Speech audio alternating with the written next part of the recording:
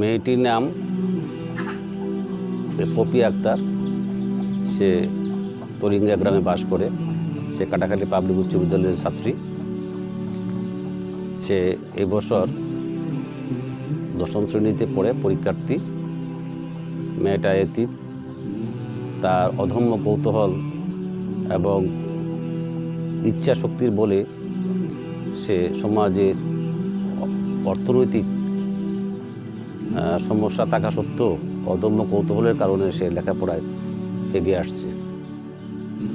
তো আমরা আশা করি সবাই ওই মেয়েটাকে সাহায্য সহযোগিতার হাত বাড়িয়ে দিবে। মেয়েটারে পড়ালেখা করাতেছি, মানুষ বাড়িতে কাজ কাম করি, আর সোনাবন্ধ ভাত্রের কাম করি, রাউরাগর ভাত্রের কাম করি, কইরা মনে হয় মানুষের টানতে চায় আছে আইন না, যেটারে মাতাল নিতেছি, জবর কষ্ট করতেছি যেটা। এরপরে ছেলেরা কই পড়ালেখা বাদ দিত, আমি পড়ালেখা বাদ দিতাম। তুমি যদি না পড়াও তা আমি মানুষের ইয়া কই রইলে আমি পড়ালেখা ছাড়তাম না। হারাতে আমার মেয়েরা লেখাপড়া করছ, এমন মনে হয় লেখাপড়া করছ, খাই খাদ্য, তারপর 2টা ছাগল দিছে, লড়াই বাড়াইবা মেয়ের লাগে লেখাপড়া খরচের লাগে রাখতিস। আমার মেয়ের নেয়া এইগুলা পাওয়ার থেকে ভালোই চলতে। আসসালামু আলাইকুম। আমাদের পরিস্থিতি খুবই খারাপ। আমার বাবা অনেক ছোটবেলায় আমাদের ছেড়ে চলে গেছেন। আমার মা খুব কষ্ট করে আমাকে লেখাপড়া করাতে চান।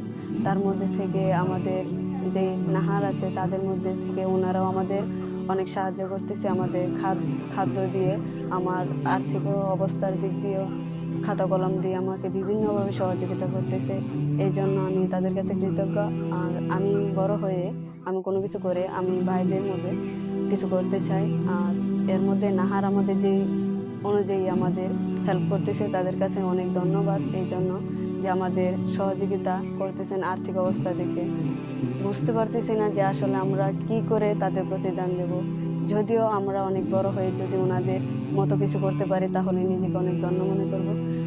আর আমি যে গরিব সেটা মূল বিষয় না, আমার আত্মবিশ্বাস হলো আমার সবচেয়ে বড় কথা।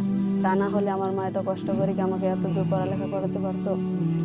সেজন্য আমার খুব কষ্ট নেই, বরং গর্ব হচ্ছে যে যদি গরিব না হতাম তাহলে হয়তো আজ ভাইদের সাথে দেখা হতো না, অথবা কোনো রকম হেল্পও পাইতাম না, আর তাতে বুঝতেও পারতাম না যে কোন পরিস্থিতির মধ্যে আমি আছি।